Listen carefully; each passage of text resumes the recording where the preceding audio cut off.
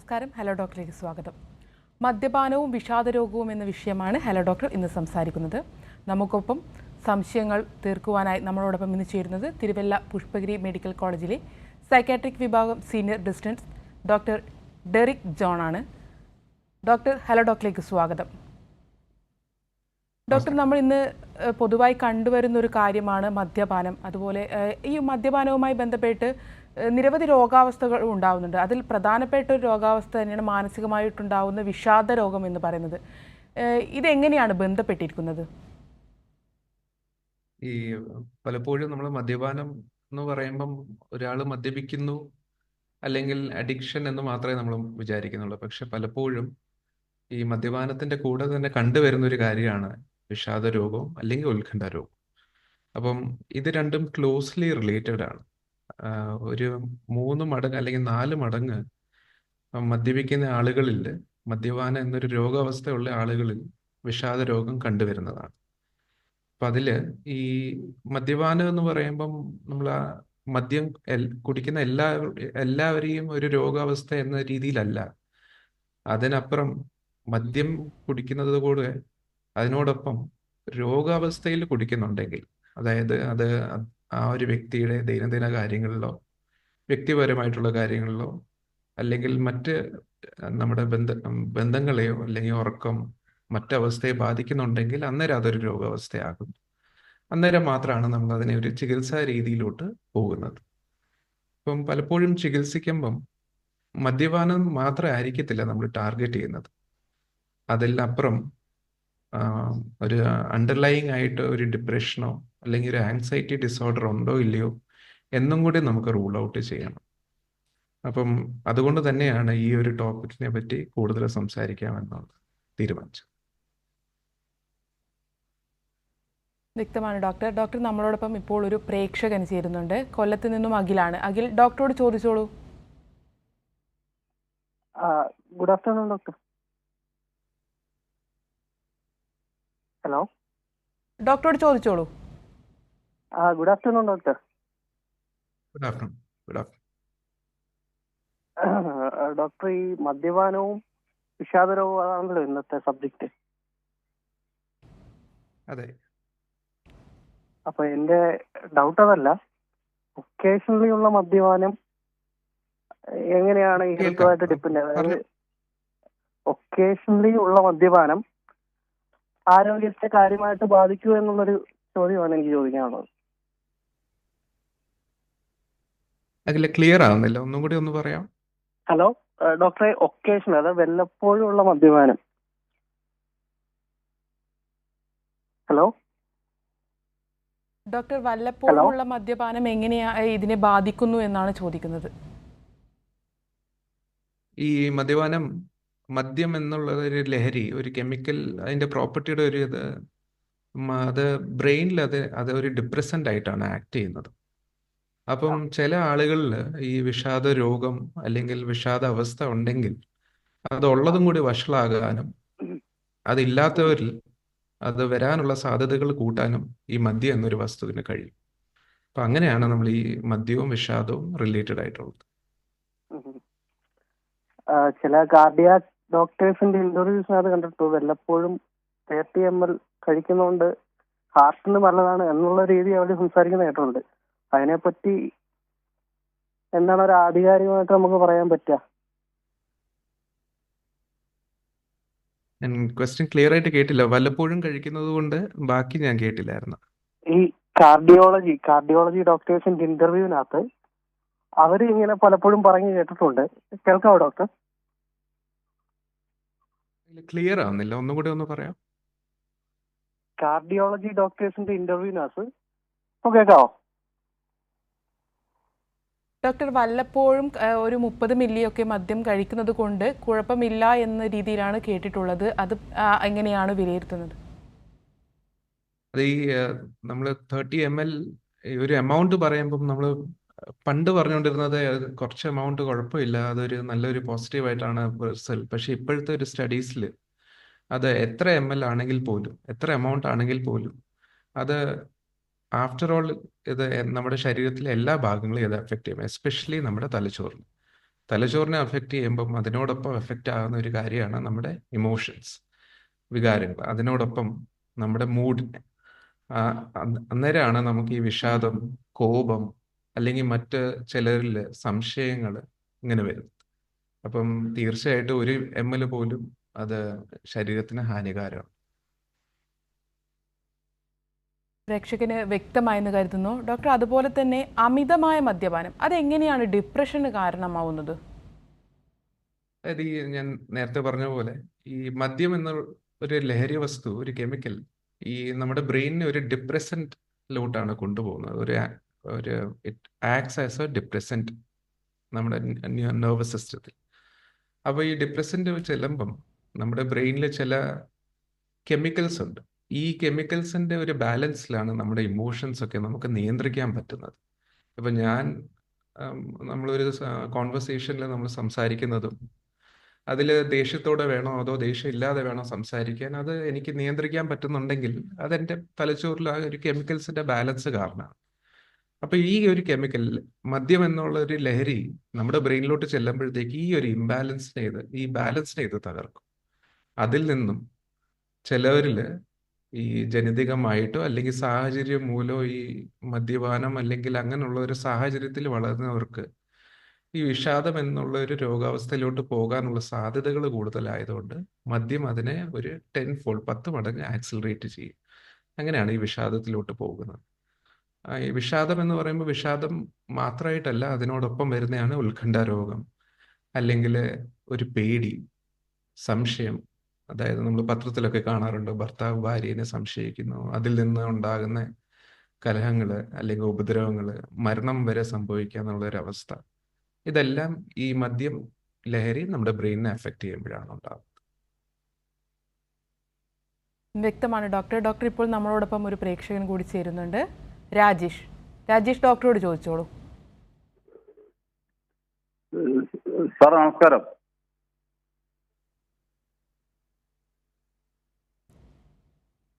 രാജേഷ് ചോദിച്ചോളൂ.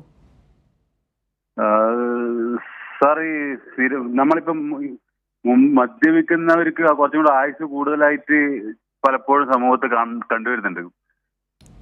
അപ്പൊ അത് മുമ്പ് പണ്ടൊക്കെ ഒരുപാട് മദ്യപിച്ചവർക്ക് ഇപ്പൊ ഒരു 80-90 വയസ്സ് വരെ ജീവിക്കുന്നതായിട്ട് നമുക്ക് അനുഭവം ചെയ്യുന്നുണ്ട്. അപ്പൊ ഇപ്പൊ മദ്യപിക്കാത്തവരിൽ പെട്ടെന്ന് അറ്റാക്കെല്ലാം വന്ന് മരിച്ചു വന്ന ഒരു അവസ്ഥയും കാണുന്നുണ്ട്. അപ്പൊ അതൊരു സംശയത്തെ ഉളവാക്കും. ചെറിയ മദ്യം ശരീരത്തിന് നല്ലതാണോ എന്നൊരു സംശയമുണ്ട്. രാജേഷ് പറഞ്ഞതുപോലെ തന്നെ ഈ മദ്യം എന്നൊരു ലഹരി ആദ്യത്തെ ഒരു കുറച്ച് ml നമുക്ക് സ്റ്റിമുലൻ്റ് ആയിട്ട്, ബ്രെയിനിൽ ഒരു സ്റ്റിമുലൻ്റ് ആയിട്ട് ആക്ട് ചെയ്യും. അന്നേരമാണ് ഈ ചിലവർ പറയും, എനിക്കിപ്പോൾ സ്റ്റേജിലോട്ട് കയറണമെങ്കിൽ ഒരു പെഗ് അടിച്ചാലേ ഒരു ആത്മധൈര്യം അല്ലെങ്കിൽ ആത്മവിശ്വാസം വരുള്ളൂ. അപ്പോൾ അത് ഇതിലാണ്. പക്ഷെ പലപ്പോഴും മദ്യം എന്നൊരു ലഹരിയുടെ ഒരു മറ്റ് പ്രോപ്പർട്ടീസ് കാരണം ഈ 30 എന്നുള്ളത് പലപ്പോഴും അത് 60 അല്ലെങ്കിൽ 90 അല്ലെങ്കിൽ ഒരു കുപ്പിയിലോട്ട് പോകാറുണ്ട്. അതുകൊണ്ടാണ് നമ്മൾ ആ മദ്യം എന്ന ഒരു ലഹരി വസ്തുവിൽ ഡിപ്പെൻഡ് ചെയ്യാതെ മറ്റു കാര്യങ്ങളിൽ നമുക്ക് ഈ ആത്മവിശ്വാസം എങ്ങനെ നമുക്ക് കൂട്ടാമെന്ന് പറയുന്നത്. അതുകൊണ്ടാണ് മദ്യം അപ്പാടെ നമ്മൾ ഒഴിവാക്കണമെന്ന് നമ്മൾ പറയുന്നത്. അപ്പൊ ഈ ഡിപ്രഷനും ഉത്കണ്ഠയും ഉള്ളവർ പരമാവധി ഒഴിവാക്കുന്നില്ല. അത് ഈ ഉത്കണ്ഠയുള്ളവർക്ക് ഇത് കഴിക്കുമ്പോൾ കുറച്ചും കൂടി ഒരു ആശ്വാസം കിട്ടുന്നതായിട്ടാണ് തോന്നുന്നത്. അത് താൽക്കാലിക ആശ്വാസമാണ്. ഇത് നമ്മുടെ ഉത്കണ്ഠ വരുമ്പോഴത്തേക്ക് നമ്മുടെ ശാരീരികമായിട്ട് കുറച്ച് വ്യതിയാനം സംഭവിക്കും. നമുക്ക് വിറവലും അല്ലെങ്കിൽ ഒരു ആത്മവിശ്വാസം ഇല്ലായ്മ, നെഞ്ചിലൊരു ഭാരം പോലെ, നെഞ്ചിൽ ഇടിപ്പ്, കാര്യങ്ങളൊക്കെ ഉണ്ടാവും ഉത്കണ്ഠയുടെ ഭാഗമായിട്ട്. മദ്യം എന്നുള്ളൊരു ലഹരി ചെല്ലുമ്പോഴത്തേക്ക് ആദ്യത്തെ കുറച്ച് നിമിഷങ്ങൾ കുറച്ച് സമാധാനമായിരിക്കും, ഇതിൽ നിന്നൊക്കെ മുക്തം കിട്ടും. പക്ഷേ കുറച്ച് കഴിയുമ്പം അറിയാതെ നമ്മൾ ഇതിലോട്ട് അടിമയാവുകയും അവസാനം ഇതില്ലാത്തൊരു അവസ്ഥയിൽ വരുമ്പോൾ ഉള്ള ഉത്കണ്ഠയും കൂടി വഷളാകുന്ന ഒരു സാധ്യതയിലോട്ടാണ് പോകുന്നത്. അപ്പോൾ ഇത് ഉള്ളതും കൂടി അങ്ങ് വഷളാക്കിയും വേഴ്സണിങ്ങിലോട്ടാണ് പോകുന്നത്. അപ്പോൾ ഒരു കാരണവശാലും മദ്യം എന്നൊരു ലഹരിയിലോട്ട് ഡിപ്പെൻഡ് ചെയ്യാതെ മറ്റു കാര്യങ്ങളിൽ, മറ്റ് ചികിത്സാ രീതികളിൽ വേണം നമ്മൾ ഡിപ്പെൻഡ് ചെയ്യാനായിട്ട്. സമൂഹത്തിൽ വേറൊരു വിഷയം വെച്ചാൽ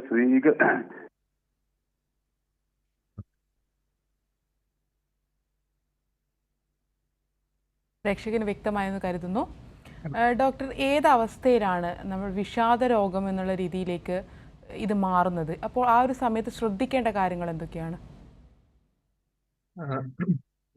ഈ മദ്യം കുടിച്ച് കഴിയുമ്പം ചിലർ പറയും ഡോക്ടറെ അടുത്ത ദിവസം രാവിലെ എടുക്കാതെ വരുമ്പോഴത്തേക്ക് എനിക്ക് ആകെ അങ്ങ് ഒരു മൂഡില്ലായ്മ, ഒന്നിനും ഒരു താല്പര്യമില്ലായ്മ, അല്ലെങ്കിൽ എടുത്തതിന് ശേഷം കുറച്ച് നാളുകളായിട്ട് പഴയ കുടിക്കുന്ന ഒരു വ്യക്തിയല്ല ഇന്ന് എൻ്റെ ഭർത്താവ് ഡോക്ടറെ, പണ്ടത്തെ ഒരു ആളെ അല്ല, ഇപ്പം ആളാകെ മാറിയിരിക്കുന്നു, ഒന്നിനും ഒരു താല്പര്യമില്ലായ്മ, ഒന്നും ചെയ്യാൻ പറ്റാത്തൊരവസ്ഥ, പണ്ട് ചെയ്തുകൊണ്ടിരുന്ന കാര്യങ്ങൾ പോലും ഇപ്പം ചെയ്യാൻ താല്പര്യമില്ലാതെ വരിക, മൗനം, എല്ലാത്തിൽ നിന്ന് മാറി നിൽക്കുക. അപ്പൊ ഇങ്ങനെയുള്ള കുറെ ലക്ഷണങ്ങൾ ബാഹ്യമായിട്ട് നമുക്ക് കാണാൻ പറ്റുന്ന കുറച്ച് ലക്ഷണങ്ങളുണ്ട്. അതുകൂടാതെ ആ വ്യക്തി തന്നെ പറയും ഡോക്ടറെ എനിക്ക് ഉറക്കം അങ്ങോട്ട് ശരിയാകുന്നില്ല, ഒരു കാരണവശാലും ഉറക്കം വരുന്നില്ല, ഉറക്കം വീഴുമ്പോഴേ ഒരു ദുസ്വപ്നങ്ങളോ അല്ലെങ്കിൽ മറ്റു പേടിപ്പിക്കുന്ന ഒരു കാര്യമോ, അല്ലെങ്കിൽ ഉറക്കം വീണാലും അതിരാവിലെ എഴുന്നേൽക്കുക, പിന്നെ കിടക്കാൻ ഉറങ്ങാൻ പറ്റാത്തൊരവസ്ഥ, തിരിഞ്ഞും മറിഞ്ഞും കിടക്കുക മാത്രം, അല്ലെങ്കിൽ ഉറക്കം ഇടയ്ക്കിടയ്ക്ക് അങ്ങ് വരിക മാത്രമേ ഉള്ളൂ, ഒരു കണ്ടിന്യൂസ് ഒരു ഉറക്കം കിട്ടാത്തൊരവസ്ഥ. ഇത് കൂടാതെ ഒരു ഭയം അല്ലെങ്കിൽ മറ്റു കാര്യങ്ങൾ, ഒരു സന്തോഷമില്ലായ്മ, ഇത്രയും കാര്യങ്ങൾ വരുമ്പോഴാണ് ഈ ഒരു വ്യക്തിയുടെ ജീവിതത്തെ ബാധിക്കാൻ തുടങ്ങുമ്പോഴാണ് നമ്മൾ അതിനെ ഒരു രോഗാവസ്ഥയായിട്ടും അത് ചികിത്സിക്കേണ്ട കാര്യമായിട്ട് നമ്മൾ എടുക്കുന്നത്. അതല്ലാതെ സാധാരണ നമ്മുടെ ജീവിതത്തിൽ നമുക്ക് എല്ലാവർക്കും പ്രയാസങ്ങളും ബുദ്ധിമുട്ടുകളും ഉണ്ടാകുമ്പോൾ നമ്മളെല്ലാവരും വിഷാദം എന്നൊരു അവസ്ഥയിലൂടെ കടന്നു പോകും. പക്ഷെ അത് നമ്മളെ ചിലപ്പോൾ ജീവിതത്തെ ബാധിക്കുന്നില്ലായിരിക്കും. അതിനെ നമുക്ക് തരണം ചെയ്യാനും നമ്മുടെ സപ്പോർട്ട് സിസ്റ്റമിലൂടെ നമുക്കത് മുമ്പോട്ട് കൊണ്ടുപോകാനും പറ്റും. അതിനെ ഒരു രോഗാവസ്ഥയായിട്ടോ എടുക്കേണ്ട ഒരു കാര്യം വരുന്നില്ല.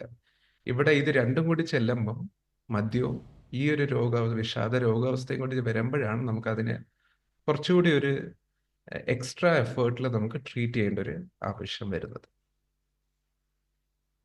വ്യക്തമാണ് ഡോക്ടർ. ഡോക്ടർ നമ്മളോടൊപ്പം വീണ്ടും ഒരു പ്രേക്ഷകൻ കൂടി ചേരുകയാണ്. വെഞ്ഞാറമൂടിൽ നിന്നും ഗോപകുമാർ. ഗോപകുമാർ ഡോക്ടറോട് ചോദിച്ചോളൂ. നമസ്കാരം ഡോക്ടർ.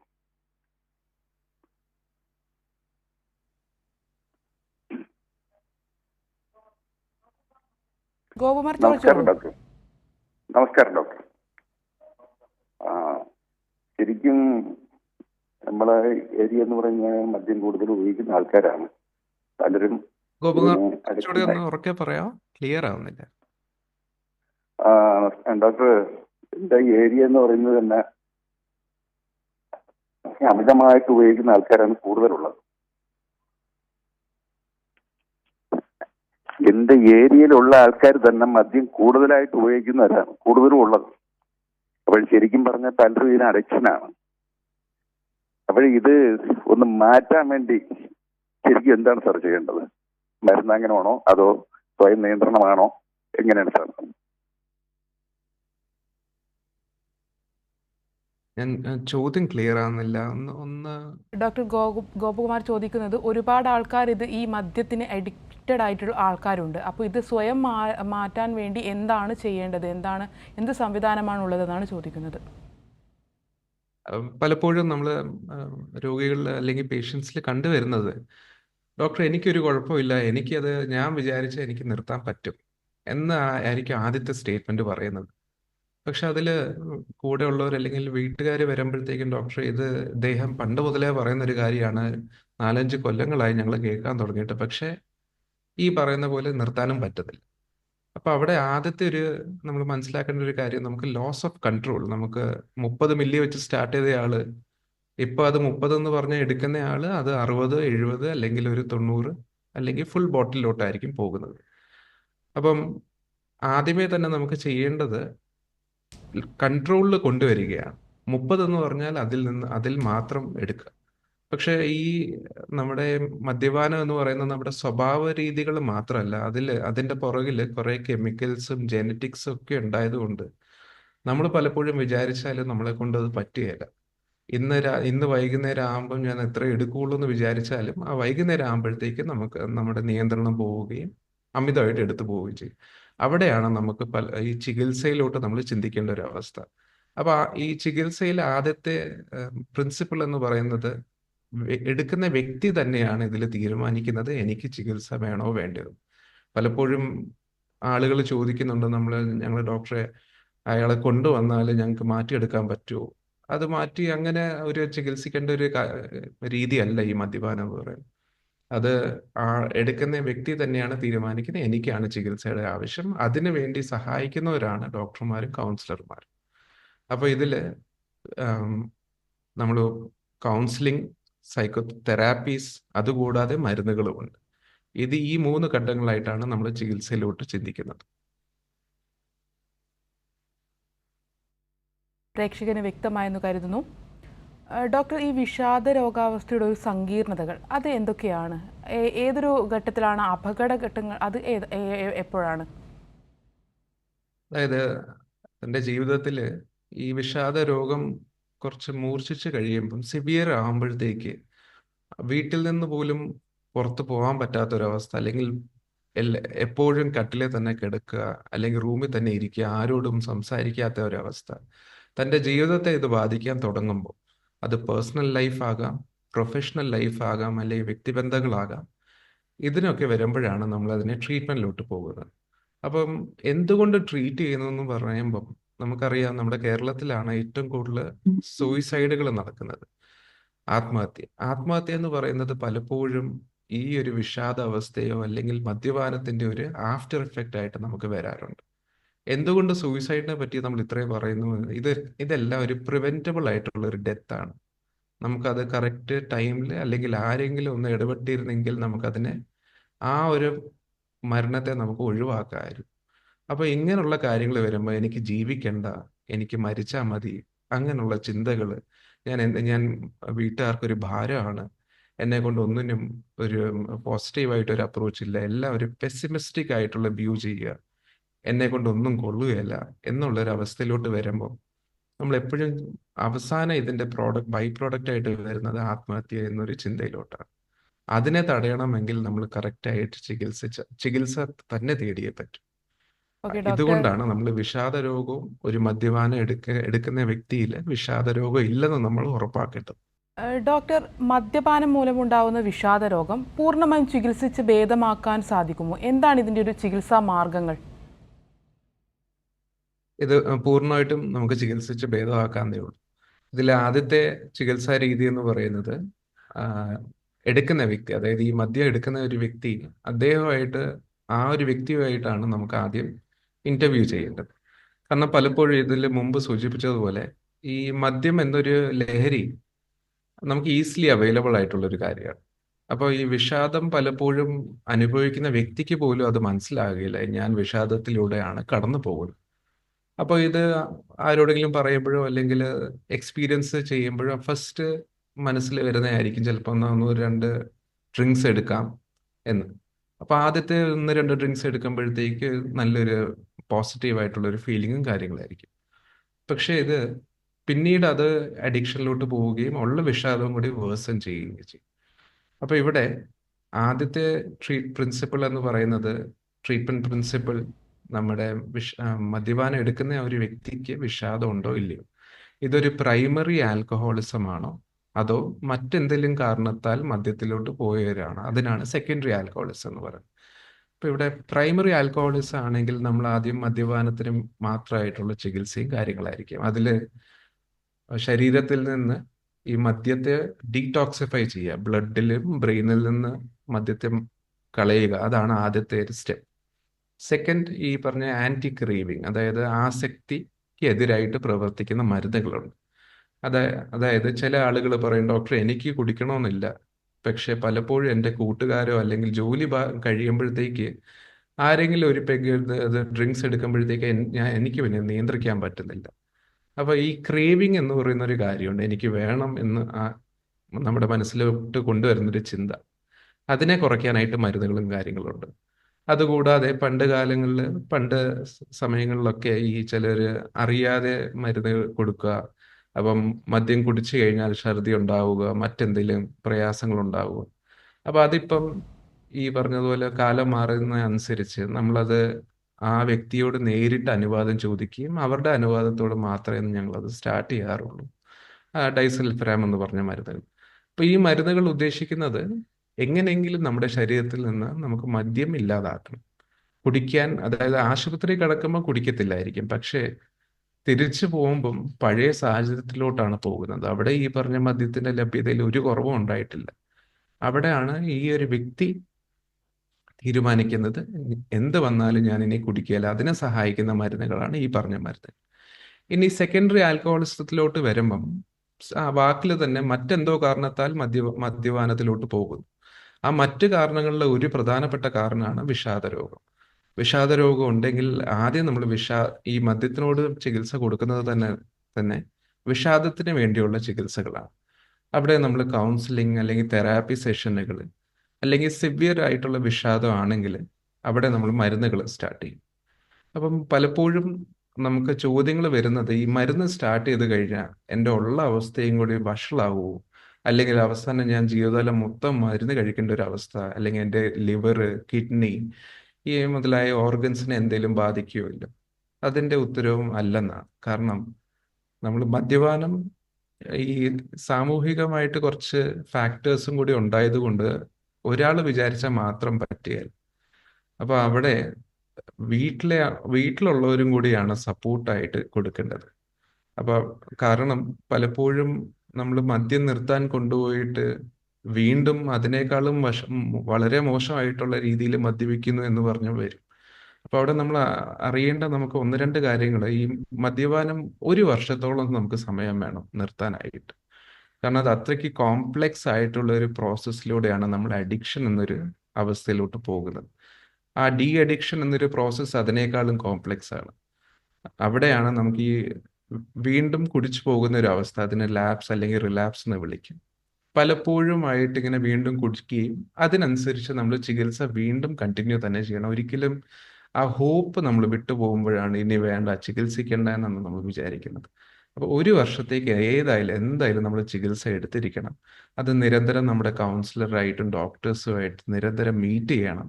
ആ മീറ്റിങ്ങിലൂടെയാണ്, ആ ഒരു വ്യക്തിബന്ധത്തിലൂടെയാണ് നമ്മൾ ചികിത്സ മുമ്പോട്ട് കൊണ്ടുപോകുന്നത്.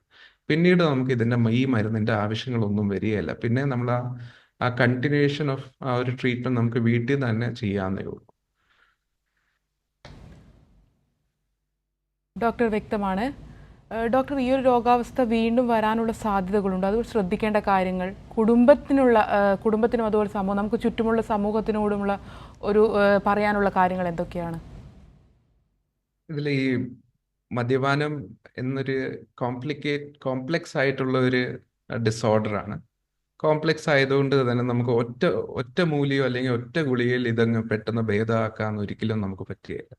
അപ്പൊ ഇവിടെയാണ് നമ്മൾ ഡോക്ടർ, കൗൺസിലർ, ആ വ്യക്തി, കുടിക്കുന്ന വ്യക്തി, അതുകൂടാതെ അയാളുടെ കൂടെ ഉള്ളവർ തന്നെ, ഇവരെല്ലാം നമ്മളൊരു ടീമായിട്ടാണ് പ്രവർത്തിക്കേണ്ടത്. അപ്പൊ ഇവിടെ ഏറ്റവും കൂടുതൽ സപ്പോർട്ട് വേണ്ടത് കുടിക്കുന്ന ആൾക്കാണ്. ഇപ്പം നമ്മളിത് കേൾക്കുമ്പോൾ നമ്മൾ വിചാരിക്കാതെ എങ്ങനെയാ ഡോക്ടറെ, ഒന്നാതെ കുടിക്കുന്നു, അതിനോടൊപ്പം മറ്റു പല കാര്യങ്ങൾ, വീട്ടിൽ പ്രയാസങ്ങൾ ഉണ്ടാക്കുന്നു, വീട്ടിൽ ബുദ്ധിമുട്ടുണ്ടാക്കുന്നു, വീട്ടിൽ വൈകുന്നേരം ആയിക്കഴിഞ്ഞാൽ വഴക്കാണ്. അവിടെ നമ്മൾ മനസ്സിലാക്കേണ്ട ഇതേ വ്യക്തിയാണ് പണ്ട് ഇതുപോലൊന്നും അല്ലായിരുന്നു കുടിച്ചുകൊണ്ടിരുന്നത്. പല കാരണത്താൽ മദ്യപാനം എന്നൊരു രോഗാവസ്ഥയിലോട്ട് പോവുകയും അതിൽ നിന്നുണ്ടാകുന്ന സ്വഭാവത്തിലെ വ്യത്യാസങ്ങളിലൂടെ അത് മറ്റുള്ളവർക്ക് പ്രയാസമാവുകയും ചെയ്യും. അപ്പം ഞങ്ങൾ പ്രാക്ടീസ് ചെയ്യുമ്പോൾ ഞങ്ങൾക്ക് പലപ്പോഴും പഞ്ചായത്ത് മെമ്പേഴ്സ് അല്ലെങ്കിൽ മറ്റാരെങ്കിലും ഒക്കെ കൊണ്ടുവരികയും, അപ്പോൾ അവർ തന്നെ പറയും, ഡോക്ടറെ ഞങ്ങൾ മടുത്തു, ഇത് 4-ാമത്തെ 5-ാമത്തെ തവണയാണ് കൊണ്ടുവരുന്നത്. അപ്പോൾ അവിടെ നമ്മൾ മനസ്സിലാക്കേണ്ട ഒരു കാര്യം, ഒരു വ്യക്തിയുടെ എങ്കിലും ഒരു ഹെൽപ്പ് വേണം. ആ ഒരു വ്യക്തിയുടെ ഹെൽപ്പ് മതി നമുക്ക് ആ ഒരു മനുഷ്യന്റെ ജീവിതത്തെ നമുക്ക് മാറ്റാനായിട്ട്. അപ്പോൾ ഒരു കാരണവശാലും നമ്മൾ ഹോപ്പ് ലൂസ് ചെയ്യരുത്. എല്ലാത്തിനും നമുക്കൊരു സൊല്യൂഷൻ ഉണ്ട്. ആ സൊല്യൂഷൻ കണ്ടെത്തേണ്ട ഒരു സമയം മാത്രമേ നമുക്കൊന്ന് നീട്ടിയും വേണം. അപ്പോൾ അതുവരെ നമ്മൾ എന്തായാലും ട്രീറ്റ്മെന്റ് എടുത്തിരിക്കണം. വ്യക്തമാണ് ഡോക്ടർ. മദ്യപാനവും വിഷാദരോഗവും എന്ന വിഷയത്തെക്കുറിച്ചാണ് ഹലോ ഡോക്ടർ ഇന്ന് സംസാരിച്ചത്. നമുക്കൊപ്പം തിരുവല്ല പുഷ്പഗിരി മെഡിക്കൽ കോളേജിലെ സൈക്കാട്രിക് വിഭാഗം senior resident doctor Derick John ആയിരുന്നുണ്ടായത്. ഡോക്ടർ, നന്ദി. ഹലോ ഡോക്ടറിൻ്റെ ഇന്നത്തെ സമയം ഇവിടെ അവസാനിക്കുകയാണ്. അടുത്തത് ടീ ടൈം ന്യൂസുമായി ശരത്ചന്ദ്രൻ ചേരും.